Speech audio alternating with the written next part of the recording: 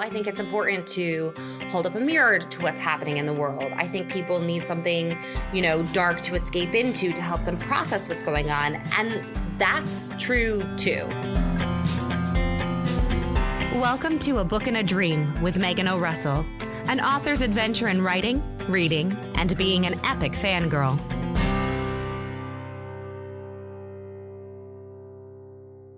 Hello, my name is Megan O'Russell, and welcome to episode 25 of A Book and a Dream. We've all heard the phrase, art reflects life, right? For me, it's a little bit more complicated. Art bleeds into life, and life bleeds into art, and it all becomes this weird little loopy thing. So with everything that's been going on in the world, I've been trying to figure out what I want to do with the rest of my publishing schedule for the year.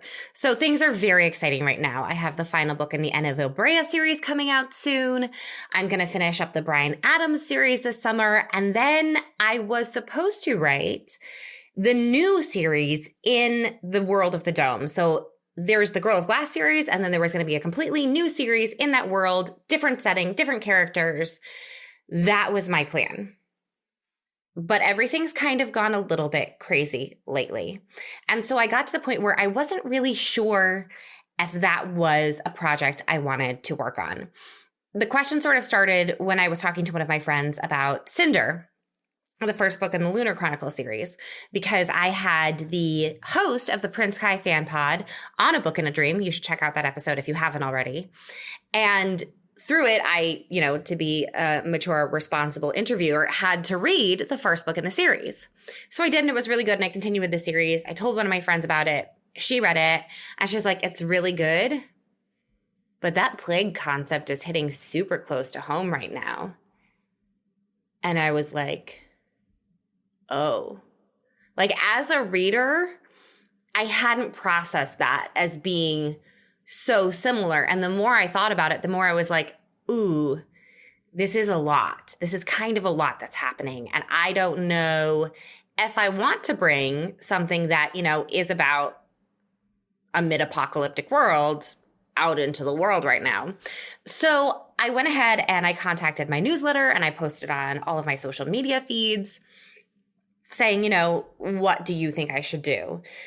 I do want to write another series in the Worlds of the Domes, for sure. If you have the Girl of Glass complete collection, if you've never turned to the very, very, very, very, very last page in the book, you should do that.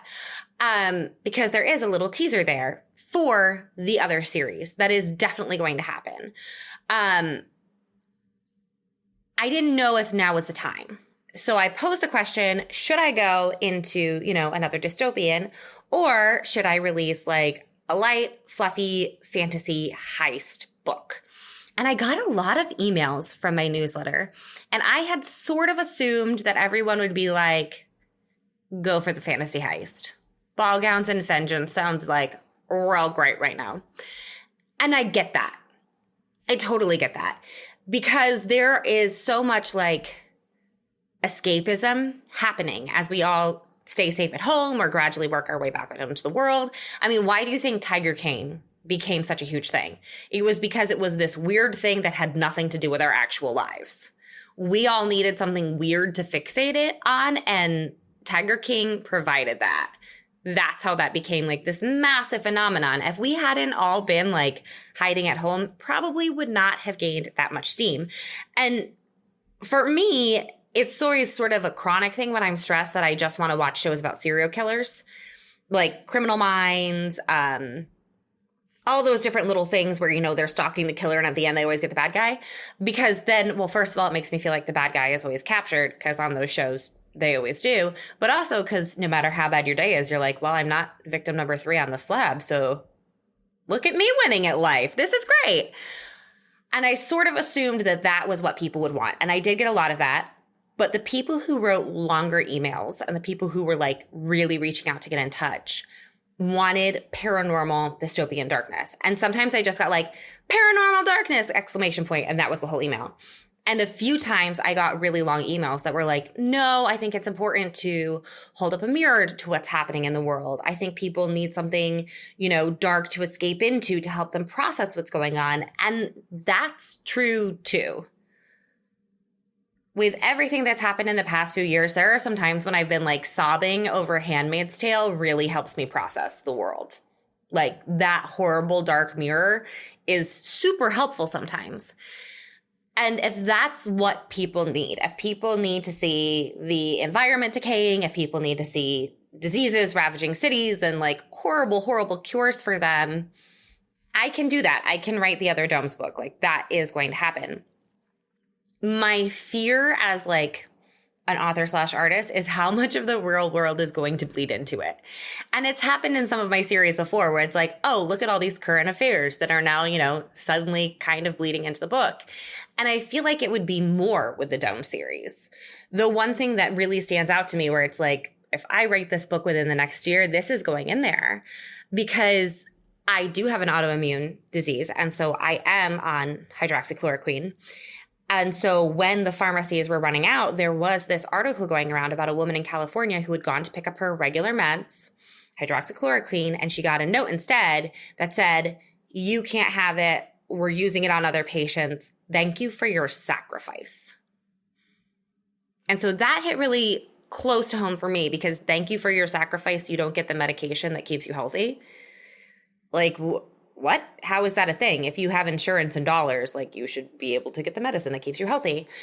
And so I know that like that's going to bleed into it. Fear of being in, you know, enclosed spaces with lots of people, not being allowed to congregate inside. Like those things are going to leak into it. So it isn't going to be the plot line exactly as I imagined it originally, because that's not where my headspace is going to be. And if that's the mirror that needs to be held up, that's cool. It is still going to be close enough to the original intention that it totally fits, but there are going to be those details in there. And it'll be hard, but I'm willing to do it. And for the people who wanted the light heist fantasy ball gowns, that book is still going to happen. That series is still going to happen. I love it too much. The series with the pansexual half mermaid is not dying. It is just going to be written slightly later. So I would love your thoughts on all of this. Is it too dark to include concepts like, is misinformation as deadly as ignorance? Is it too much to have something that, you know, looks like a flu become this horrible thing? I have another author friend who was writing a zombie series where it started off like a cold and then people became zombies. And she's already sort of squashed that for now. She was like, that's going away. We're going to hide that. And maybe in a few years, it won't be too soon anymore. So what are your thoughts? Is another book in the world of the Dome something that you're super interested in right now? Are you trying to turn completely away from that? I would love to know where your headspace is, because this is such a major event and it is going to be affecting the media that we consume, the books that we consume, everything. This is going to be in there. And going back to a lighter note, not really lighter. Feather and Flame is coming out on May 26th. So that has already gone out to my reviewers. If I owed you a review copy and you didn't get one, let me know. But I am so thrilled for the final book in the Enna Evil Brea series to be out in the world. Hopefully, fingers crossed, by the time we have another video / podcast episode, I will be ready to announce the super secret project that's coming out this summer. Also, I was interviewed on the Prince Kai fan pod for their 1-year anniversary episode. So keep an eye out on Facebook and Twitter and Instagram. I will share when that episode comes out. If you haven't checked out their podcast, it does go chapter by chapter with the series. So you kind of already have to be a fan with the series in order to keep up. But it's a great podcast. I have never gotten to deep dive into a book so much before. It's so cool as a reader. I can't imagine how terrifying it would be to have that done to your work as an author. Because you're like, on this podcast, we were going like line by line, and then this happens, and then this happens. And it's like, as an author, sometimes the curtains are just green. And it's terrifying that someday there could be a podcast where they're like analyzing my green curtains and the meaning behind it. and they're just green because I was wearing green that day and it seemed like a great idea. But it's a great podcast, so I will definitely post when the episode comes out. In the meantime, stay safe, stay sane, and let me know. Is a Domes book what you want? Is Fantasy Heist what you want?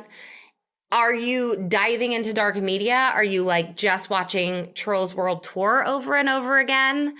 I would love to know where your headspace is, because we are going to jump back out into the world and still be creating art together, whatever format it ends up coming out in. So yeah, let me know. And don't forget to like, subscribe, comment, link, whatever. Do all those things, and I will see you next time.